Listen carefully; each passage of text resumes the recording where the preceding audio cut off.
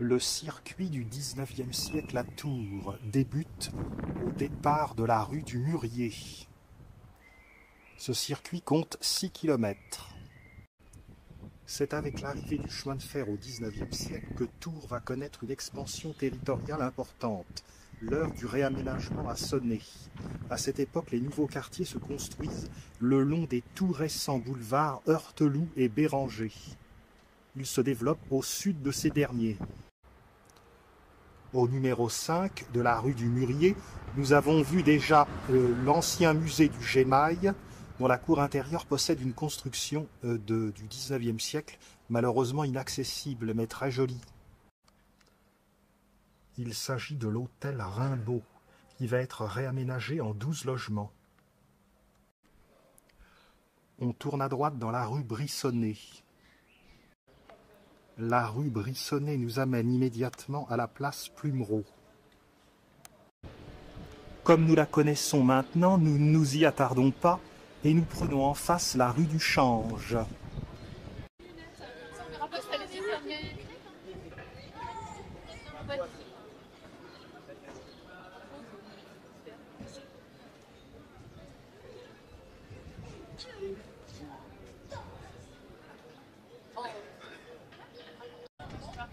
Direction par la rue du Change, la rue des Halles.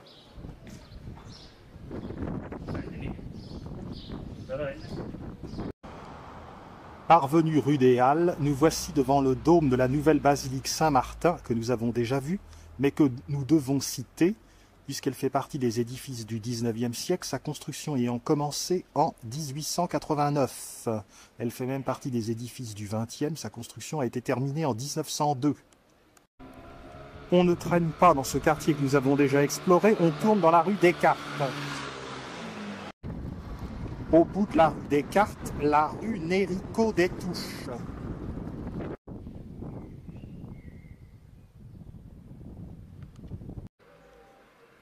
On retrouve la petite place du 14 juillet. On emprunte en face, dans la direction du boulevard Béranger, la rue de la Grandière. Sur le trottoir de droite, l'hôtel Torterue, Institut d'études françaises de Touraine. C'est dans ce bâtiment du Second Empire qu'on accueille les étudiants du monde entier pour apprendre la langue française. En effet, la Touraine est considérée comme l'endroit en France où on parle le mieux le français et sans accent. Façade de l'hôtel Torterue.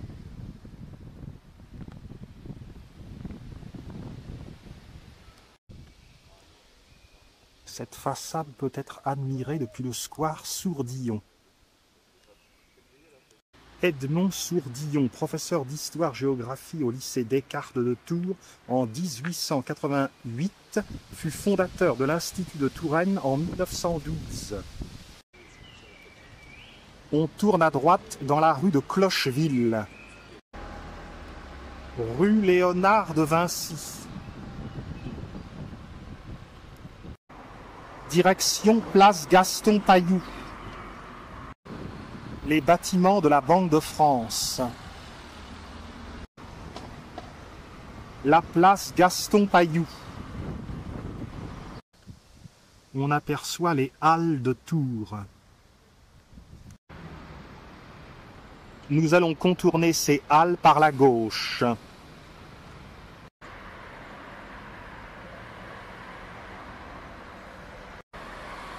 Nous arrivons alors place des Halles. Le bâtiment des Halles de Tours n'est pas très joli. De la place des Halles, on tourne à gauche dans la rue de la Bourde. C'est dans cette rue que l'écrivain français René Boilev situe les péripéties de son livre Mademoiselle Clock.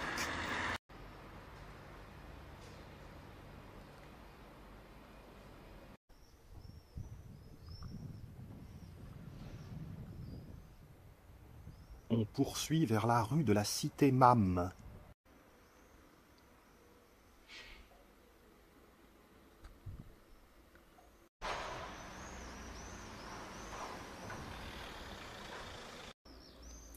Et voici la surprenante cité Mam. Toute cette cité a été construite grâce à l'action d'Alfred Mam, un imprimeur dont la maison d'imprimerie était connue au XIXe siècle, non seulement en Touraine, mais dans la France entière.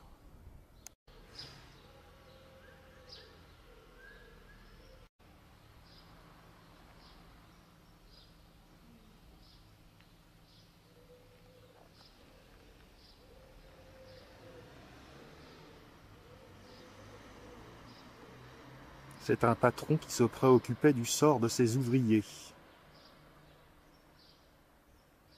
Il faut dire que son imprimerie était spécialisée dans l'édition de livres religieux.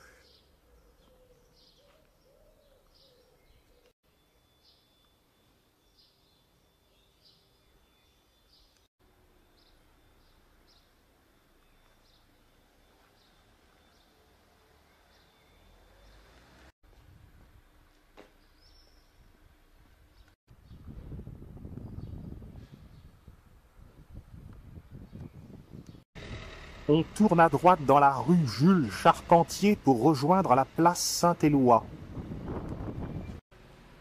L'église du prieuré Saint-Éloi, fondée au Xe siècle et dédiée à Saint-Jacques, a été reconstruite en 1446 par Jehan Gilbert, orfèvre du roi.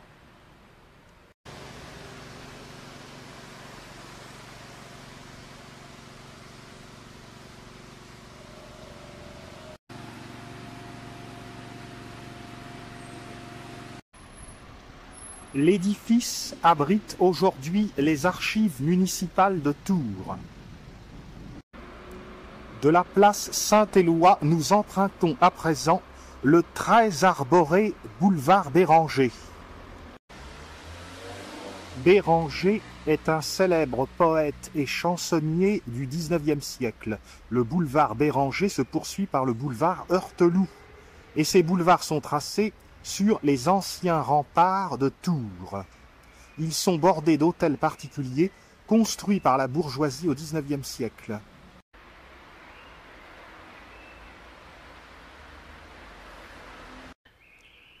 Au début du XIXe siècle, les décorations étaient relativement sobres. Ensuite, elles se sont garnies de décorations.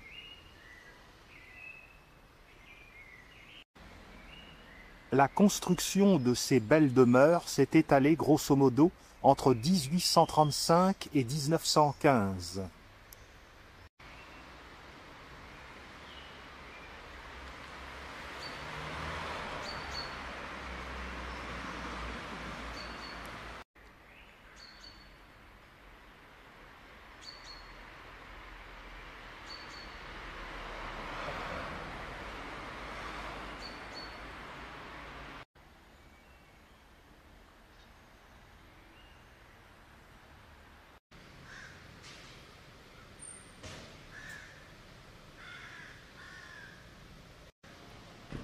Nous tournons à droite dans la rue Georget.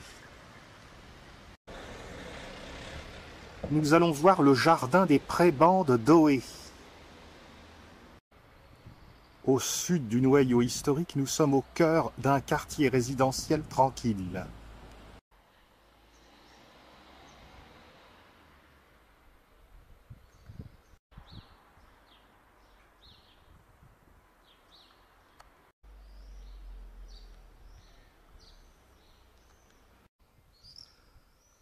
Tous ces quartiers sont vraiment très tranquilles.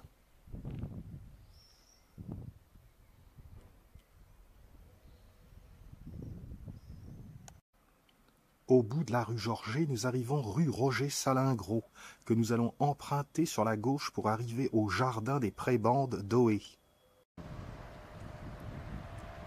Église typique du XXe siècle. Les maisons de la rue Roger Salingros sont bien cossues.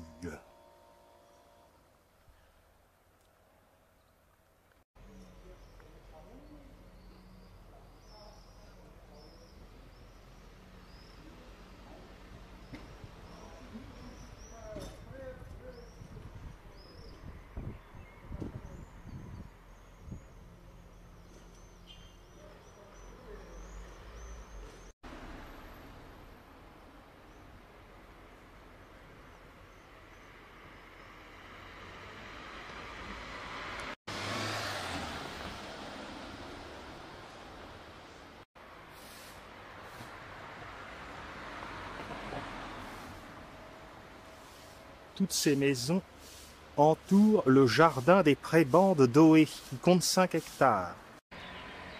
Ce joli parc a été dessiné, conçu en 1872 par le paysagiste Eugène Buller.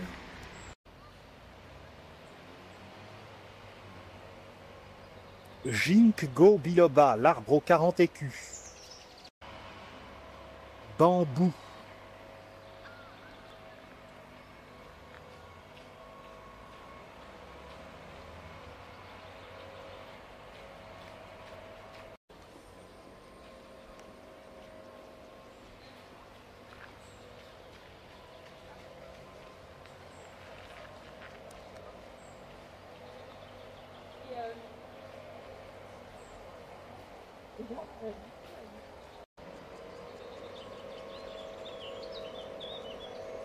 Un gros calibre.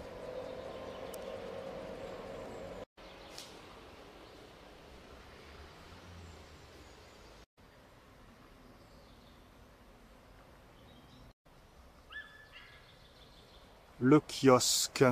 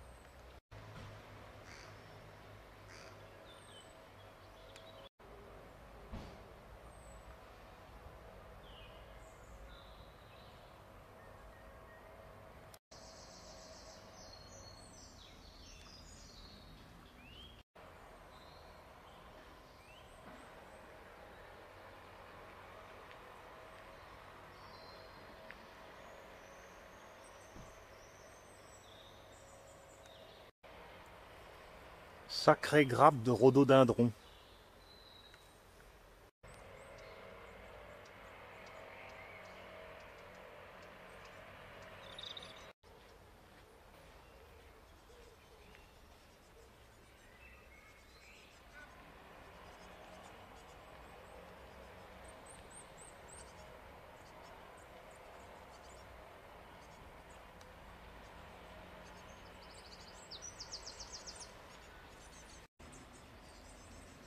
Pas encore la Californie, mais avec le temps.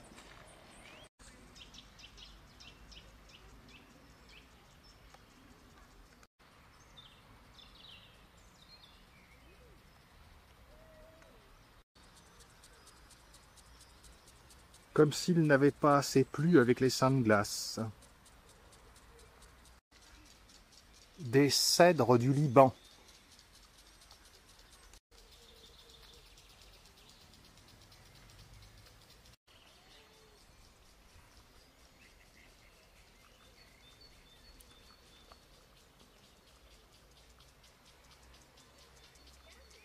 La famille Colvert attend la soupe.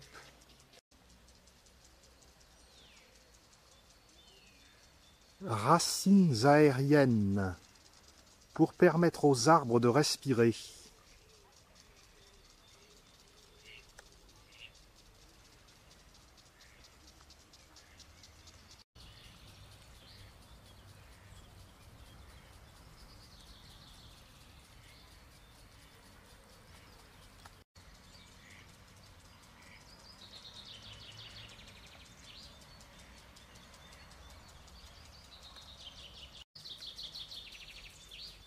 Statue du général Meunier, un général de la Révolution tué à Cassel en 1793.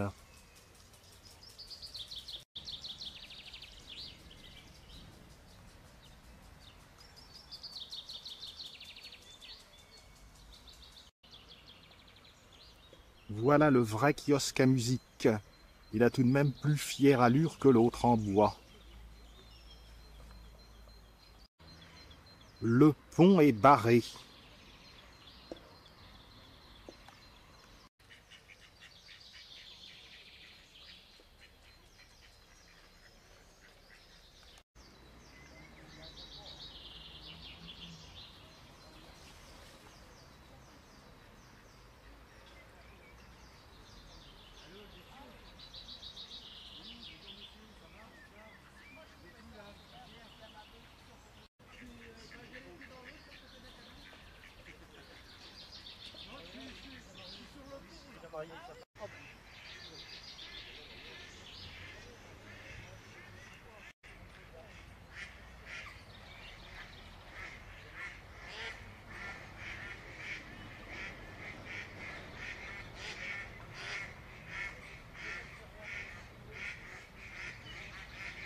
Un concert de palmipèdes.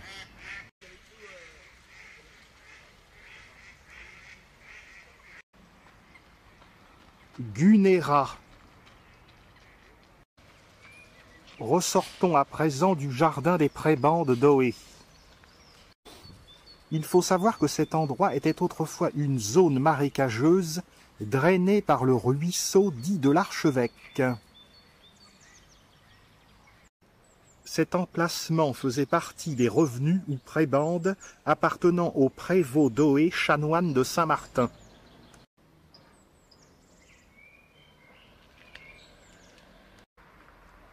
Les arbres que nous avons vus avec leurs racines aériennes sont des cyprès chauves.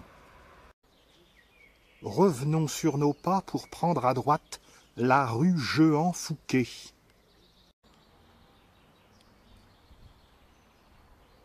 Marronnier d'Inde à fleurs rouges.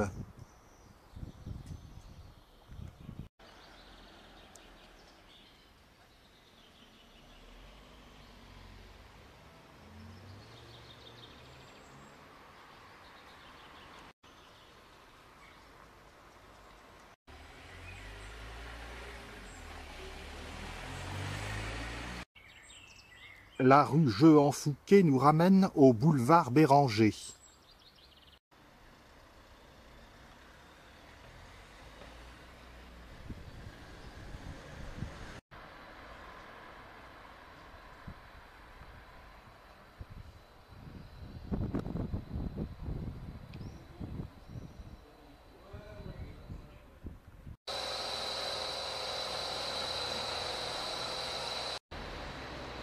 Retour au boulevard Béranger. Nous l'empruntons sur la droite.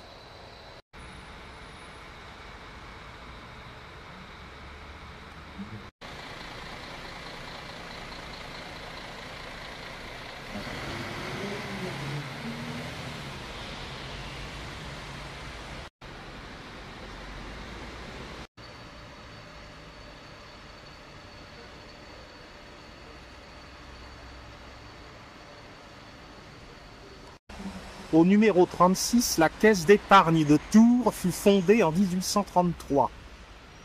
Elle installa ses nouveaux locaux en 1864 dans un édifice construit par Jean-Charles Jacquemin.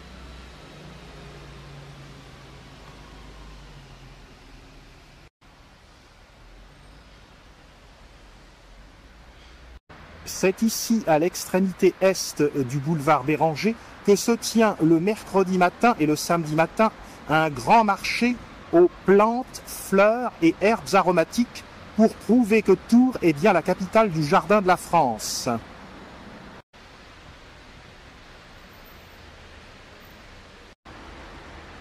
Nous arrivons doucement à la place Jean Jaurès, où se trouve le palais de justice de Tours et l'hôtel de ville.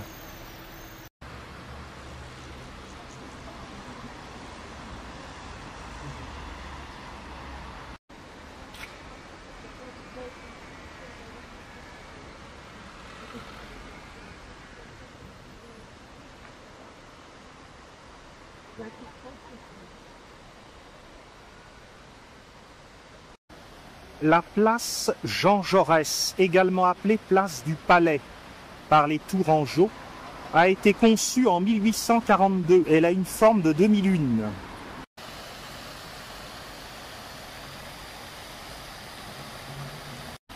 Dans sa partie sud, elle est bordée d'immeubles dont le rez-de-chaussée comporte des arcades.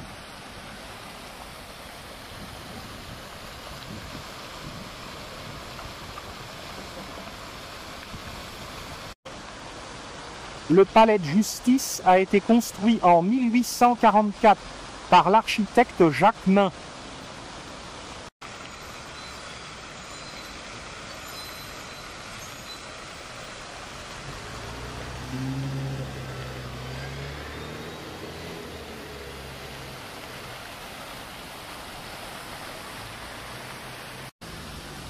Quant à l'hôtel de ville, je l'ai déjà dit, c'est une œuvre de Victor Laloux, l'architecte tourangeau, à qui l'on doit également la gare et aussi la nouvelle basilique Saint-Martin.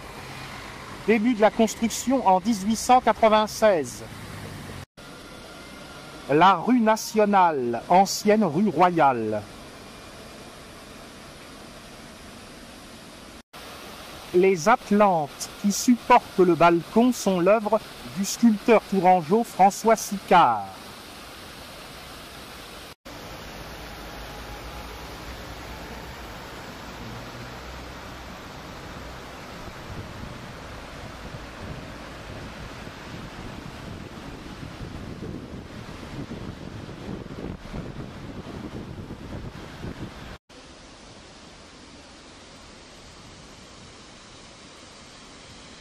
Vue générale de la place Jean Jaurès.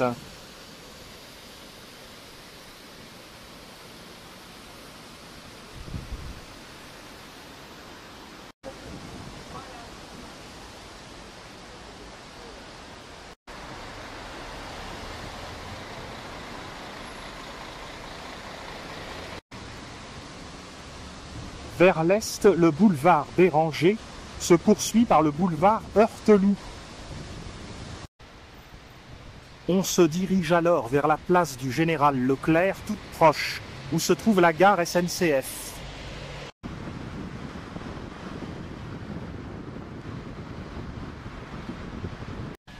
Toujours les façades à arcades.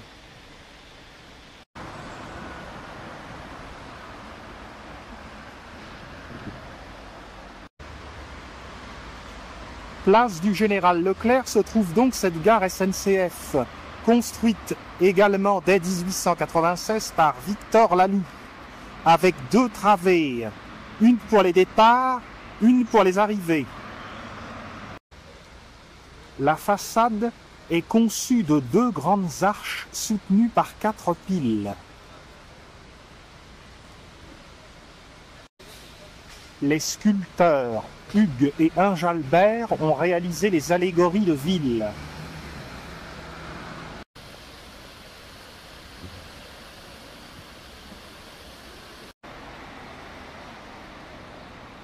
Nous allons repasser par une rue que nous connaissons déjà, la rue de Buffon, en direction de la préfecture et du Grand Théâtre.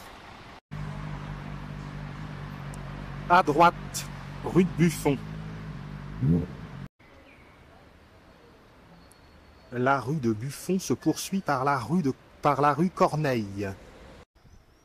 Le Grand Théâtre de Tours est un théâtre à l'italienne destiné aux représentations d'opéra, donc dans l'axe de la rue Pierre-Corneille, et qui a été construit en 1875 par l'architecte Léon Rohard.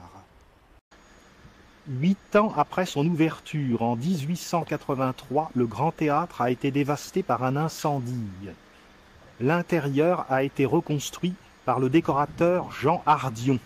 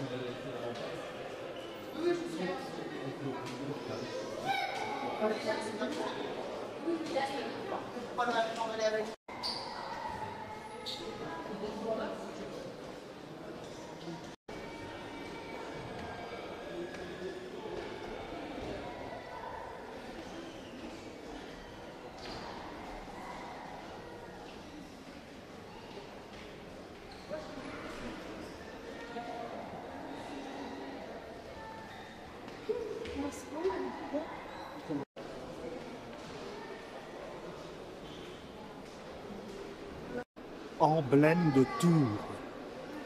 L'architecture du Grand Théâtre rappelle celle de l'Opéra Garnier à Paris, en plus modeste évidemment.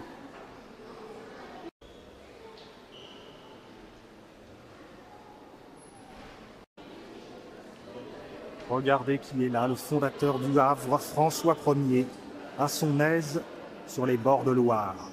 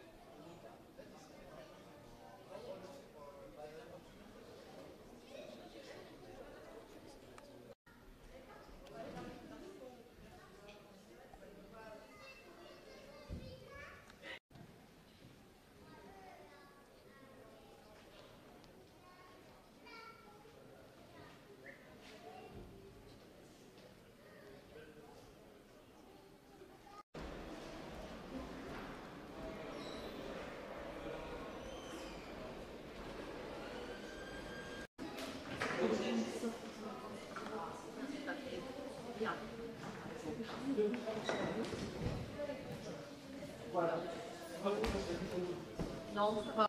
Merci. Parfait.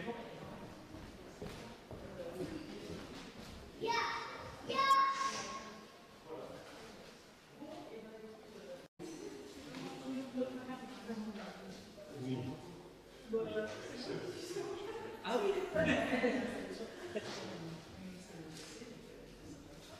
Oui, c'est bon.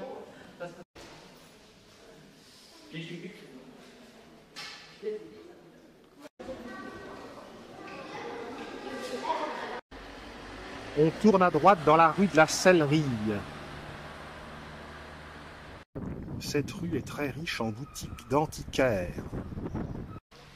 Parvenu au stade François-Sicard, on tourne à droite dans la rue Bernard-Palissy.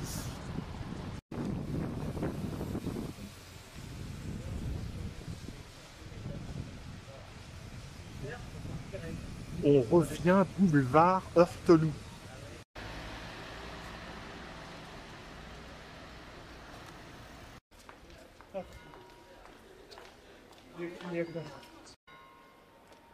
On longe le palais des Congrès Léonard de Vinci, une réalisation de Jean Nouvel.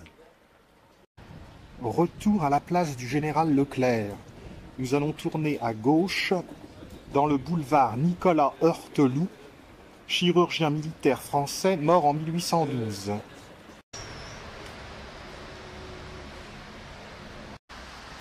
Nous nous dirigeons vers le point final de notre escapade, la place Loiseau d'Entraigues.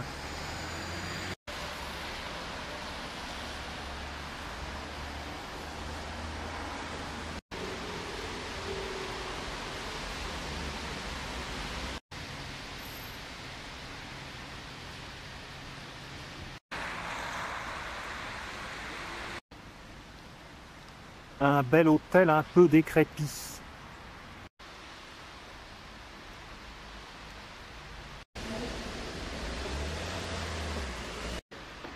L'Oiseau d'Entraigues est un riche donateur tourangeau qui a donné 30 000 francs au XIXe siècle pour qu'on aménage cette place. Ce qui fut chose faite en 1875.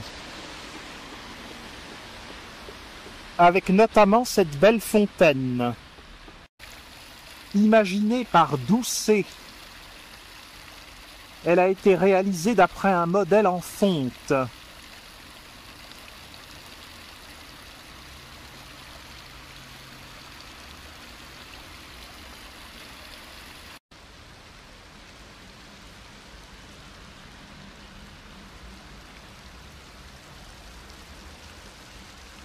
C'est sur cette superbe place L'Oiseau d'Entraigues que se termine le circuit du Tour du XIXe siècle.